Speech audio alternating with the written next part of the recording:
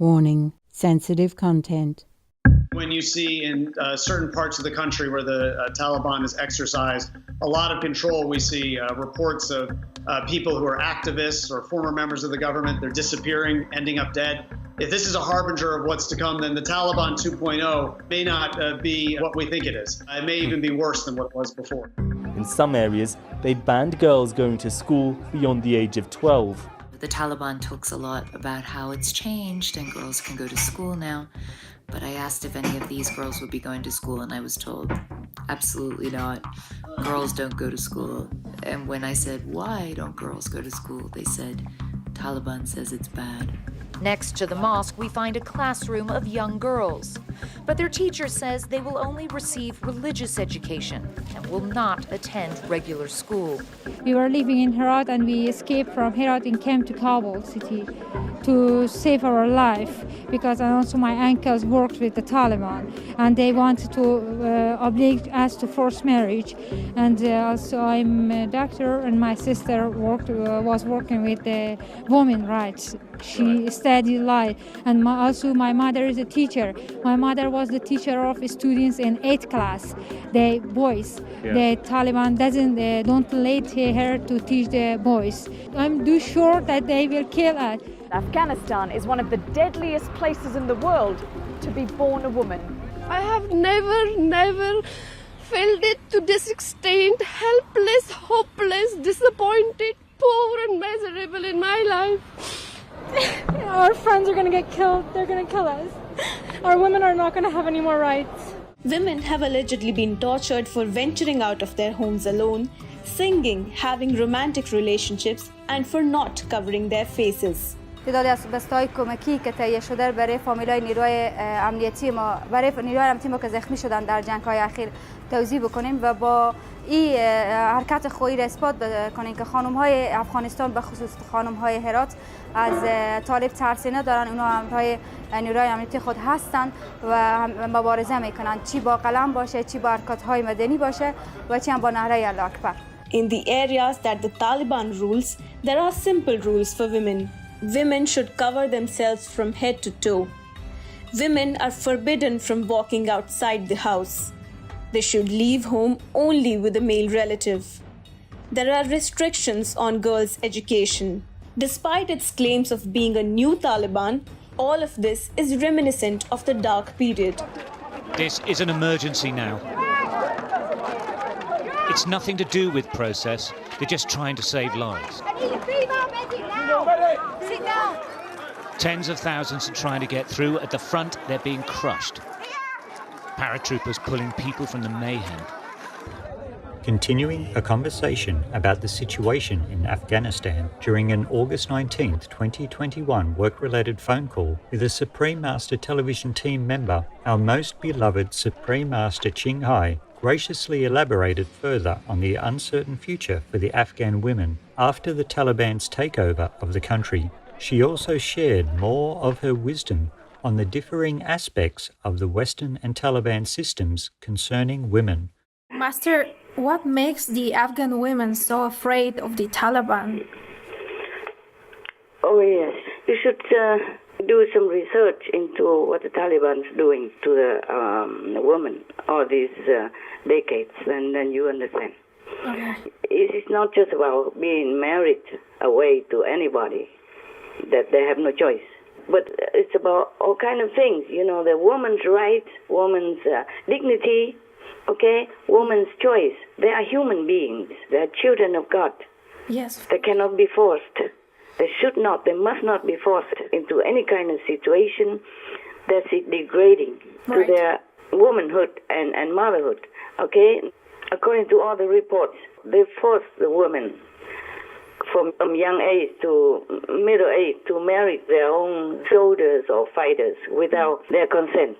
Yeah. And in the world, if a man forces a woman into, you know, this kind of physical relationship, then they are going to jail. Right. Because like a sexual assault, like raping. Yes, Master. So the Taliban is forcing women to go into a relationship with somebody she doesn't even know, she doesn't like, she doesn't love. She has not the same ideal. Yes, Master.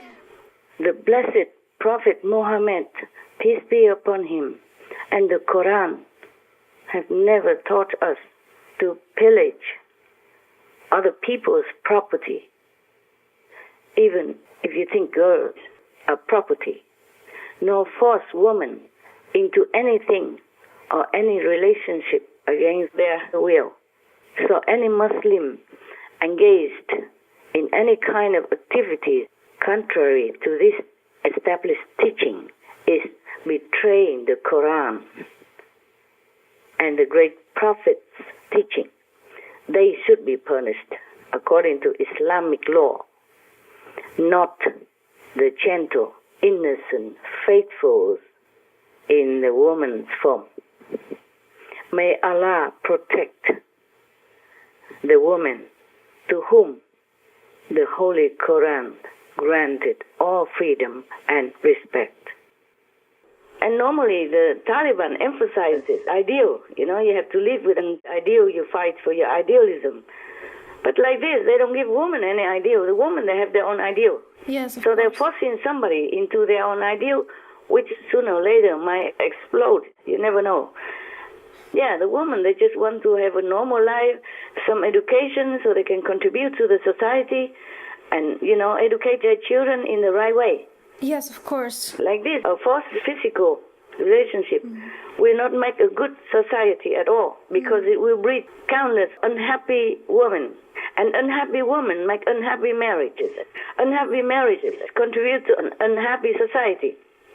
I don't know how any leader or any government would like to lead or to govern such an unhappy, stressed out society, you know, lamenting inside out like that. Yeah, that's true. And that's not a good policy. No. Yeah. They will not be successful. Governing a whole country full of sorrow, full of sorrow and unhappiness from inside the family already. If a woman is not happy, she is not going to make her husband happy, forced or not, because a loveless marriage, an oppressive marriage, is no marriage at all. It's like slavery. Exactly. We are in the 21st century already. We don't have this type of thing. Yes. We should not. Yes. It's too backward, too uncivilized, too barbarous to treat a human, a woman with dignity like that. So they are scared, not just that, but it's against their will, against their ideal, against anything that they are dreaming of or thinking of, you know? Right, yeah. Suppose the man reversed their situation, reversed their positions, and became a woman, and was forced into this kind of situation. What would he feel, huh? Yes. If the Taliban leader was forced to become a woman and just pushed into anybody else's bed and then do that kind of sexual thing without their consent, what would the leader of the Taliban feel? Do you understand what I'm saying? Yes, understand, Master. Yeah. They should do things with more consideration, more intelligence, more feeling toward the others, not just themselves. Right. Any government should do that. Yes, Master. Women, we want peace. Yes. To think the boy has to be raised up and then be another warrior and go out killing again, of course no mother would like that. No. No future mother would like that. No girl would ever dream of a family like that. No. That girls will be oppressed without any education at all, and boys will go out and to be whatever they name it. Yeah. Yes, Master. Yeah, and die horribly and bring many people to die with him. Something like that. That no woman can accept. No mother would like her son to be one like that. No. So that's why they're afraid of everything. It's not just about the Taliban. It's the idea behind all that. You got what I'm saying? Yes, Master. Anything being coerced, forced, or oppressed, or threatened into cooperation will never go well. Yeah, yes. That's true. Besides, you see, we are in the 21st century. Women became astronauts, you see, going to space. Women are in the scientific field. Yes. Women have invented many things that are beneficial to human beings, animals, and the whole world. Yes. And women have become prime ministers, presidents, and leading the world into prosperity. at least their nation. Of course, the world will benefit as well. Right. So the Afghan woman cannot be contented just to stay home and scrub the floor and always aye, sir. Yeah, you see what I'm saying? Even though she has better ideas, she has more intelligence even. Yeah. Possible, yes. Many women have more intelligence than some men, that's for sure. So how can any country go forward in that kind of energy, in that kind of situation, that kind of very unhappy atmosphere? Yes, understand. Women, they are wise. They are. They understand all that. They can see far in the future. It's not just about themselves that they worry about. They worry about their country, their children, the future of their children. Right. Okay. Anything else? Yes, I was wondering, so is then the Western society system better or the Taliban one? You mean in general or for women? For women. Okay. Of course. Both systems have flaws, okay? Have good and bad. Yes. In the Western countries, women are more respected. Yes. Yeah. Almost everywhere are more respected. Like men, equal, okay? They have same job, same salary, same ambition, same positions. They can do what they want, provided they have the ability to give, okay? True. But then the Western people take the freedom too much for granted, too much over the border. I see. And forget that they should keep also their own femininity. For example, something I do not like about Western society is that the girls, they're wearing too short and bearing too much skin. Well, yeah. Yeah. They are flaunting too much of their assets, bearing too much, okay? I understand, right. That may be supposed to be sexy and provocative, but that also in turn a lot of times brings disaster for the girl, okay? Yes. I agree, yeah. Yeah, they provoke the men's hormones and then make them crazy, and then they will go after them and doing like a sexual assault or rape them, and then sometimes kill them, and that's not good for the girl at all. Yes, not. No. Knowing is scientifically indicated that men already have trouble controlling their hormones. That's why most of them have to marry. Yeah, fine, it's good. But some men are not in a married situation and their hormones are still there, stacking up. So if a woman is more provocative like that, like bearing it out and make the man feel even more provoked, their hormones are more raging, stacking up, rising up. Right. Then that's not fair for the men also. I see, yes. For in society we have many cases of sexual abuse or rape or related death. Right. Even within family, that's no good. I think in a family, parents should teach the children, especially girls, to wear more modestly, more decently, okay? Yes. So not to invite trouble. Right. If you don't wear decently and cover yourself more, of course the men or the boys like to look at you and you feel more proud, but that's it, not without risk. Yeah, and also they look at you in a sexually desirous way. It's not respectful and not love. Yes, Master. Love is different from sex. Yes. To love a woman and tenderly having a relationship with her is different than wanting her sexually only. Yes, it is. So the woman should also keep their own dignity and decency. Right. So that she earns respect. And then when she meets the man, he will love her only because of love. And sex comes as a second, side effect. Okay? Yes. Our society should be free, but freedom should be handled with wisdom. Yes, that's right. Yes, a woman should be wise enough to protect her own dignity, okay, and decency. Yes. You have to earn respect from a man before you marry him. Yes. It's better that way. The relationship will be happier and last longer. Yeah. Because even if you wear sexy clothes and you entice a man for that, and then he's blind, and then he marries you, but there are many more sexy girls around, everywhere. Yes. And maybe one day you lose, because the relationship is not based on love and respect. Exactly. Okay. Yes. And in the Islamic system, there are flaws also. Like the women have to cover themselves from head to toe. Oh, yeah. And it's very difficult to see around like that.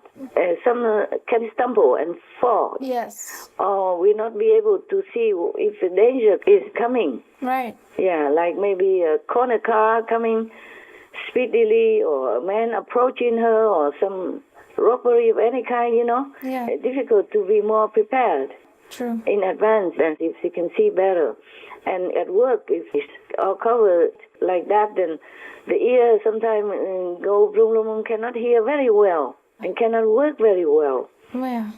It's an expensive, heavy, cumbersome garment which covers the entire body, and it includes a mesh panel covering the eyes. The veil is so thick that it's difficult to breathe. The little mesh opening for the eyes makes it extremely difficult to even cross the road.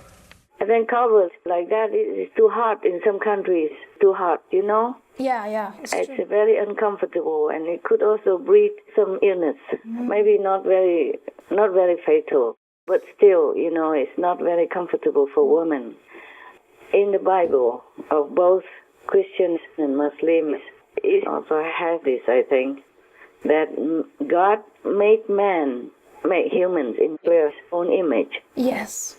In their own image, made as humans. So the human face of a woman and the human face of a man should not be hidden. Right. Because God has given us birth without any cover. Yes? And for the sake of decency in the world, then we cover ourselves. But the face should not have to be covered. Yeah. Yeah. That's what my opinion is.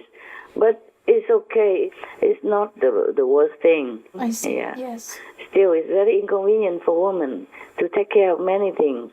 To do work outside the house or inside the house. Yeah, it's true. And also taking care, even taking children to school or doing something like that is very inconvenient. A little inconvenient. Not so easy to work with, the clothes like that. But in the Western society, they did the opposite and more exaggerating. So both sides should compromise and make the best use of both sides. I think would be the best. Exactly. Yes. The woman should keep dignity, that's for sure. But not cover all over like that. Like you have something ugly, something sinful you have to hide. Yes. Yeah, I understand. Yeah. Thank you. Also, for this system, sometimes you never know if underneath the burqa is a man or a woman. If a man, if he has bad intentions, he could be hiding something underneath the burqa. Yeah, pretending to be a woman and can harm somebody or can harm some of the government persons in an assassinating scheme and all that. You see what I'm saying? Yes, Master. Yeah. So moderate, I think, is the core. Right. Is the best solution for any country, especially for women. So if we oppress half of the society's population, meaning women, then we might lose, talent, exceptional talent, like scientists, astronauts, physicists, teachers, masters, spiritual guides, presidents, the prime minister, etc., We might lose so much. so much talent and workforce by eliminating women in any society. Understand. Women should be given the opportunity, like men, to develop their potential, in order to help the world. God knows we need more wise humans to lead our world into a better situation. Also, don't forget that women are the mothers of all the prophets, all the masters that have ever graced our planet, and the mothers of all presidents, prime ministers, great leaders, virtuous statesmen of all time up to now, and also in the future. So we have to respect women. Women have to be protected and respected, and their dignity must be protected, must be respected, so that our world can function. Without women, we don't have the world that we have now. We don't have humanity. Yes, Master. The thing is, there's another side effect of woman oppression, of forbidding, is that I think the men in that situation or in that country are afraid of women. That's why they try so hard to suppress them. My suspicion. Okay? They know women are so clever and so successful if they focus on something instead of just scrubbing the floor and cleaning the pots. So they try to suppress them so that women become helpless, useless, and like a slave under the dictator of the man. Do you understand what I'm saying? I see. Under the Taliban, they were virtual prisoners, flogged or even executed if they dared to defy their laws. A report by Global Rights estimates that around 90% of women here experience violence or are forced into marriage. Most suffer behind a veil of silence, never speaking about their torment. The safe house is full of women who are terrified of their families. Many are hiding from husbands who have physically or sexually abused them. تراجسترین که از افغانستان قانون تطبیق شود. یعنی انتخاب میشه سر کی باید قانون تطبیق شود. While these patients were injured in accidents, they also treat women who have deliberately set themselves alight. Her face, covered in bandages, appeared on her favorite football club's Twitter page. Sahar set herself on fire in front of a Tehran court in early September, after learning she could face a 2-year prison sentence. Her crime, attempting to enter a football stadium dressed as a man to watch her team play. The young football fan later died from her injuries. According to a recent UN study, Bangladesh has one of the highest levels of rape in the world, with more than 1 in 8 men admitting to the crime. Often, these rapes are committed by groups of men, and in the most extreme cases, the victims are murdered.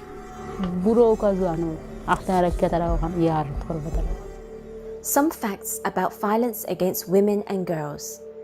Globally, 1 in 3 women, or 736 million, have experienced physical and/or sexual violence. As many as 38% of murders of women worldwide are perpetrated by a male partner. An estimated 5,000 women globally are murdered by family members each year in so-called honor killings. 200 million women and girls living today have suffered from female genital mutilation. 1 in 5 women globally, or 650 million alive today, were forced to marry as children before age 18. 126 million girls are missing from the world's population as victims of female infanticide, malnutrition, neglect, etc. 2/3 of the world's illiterate are female. 82% of women parliamentarians in 5 regions reported enduring some form of psychological violence, including sexist remarks, mobbing, and death threats.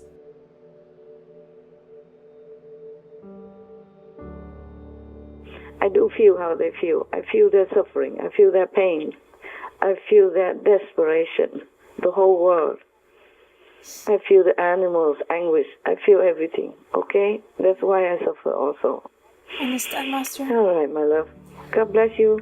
God bless all of you, the SMTV workers and supporters around the world, initiate or non-initiate. God bless our world. Thank you, Master. God bless all the leaders to see the logic and reason. May God enlighten them all.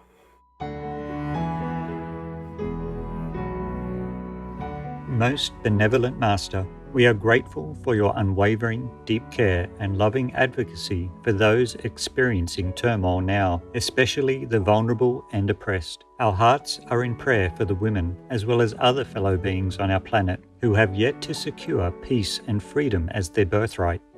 May the day come soon when everyone shall live as dignified and equally respected world citizens.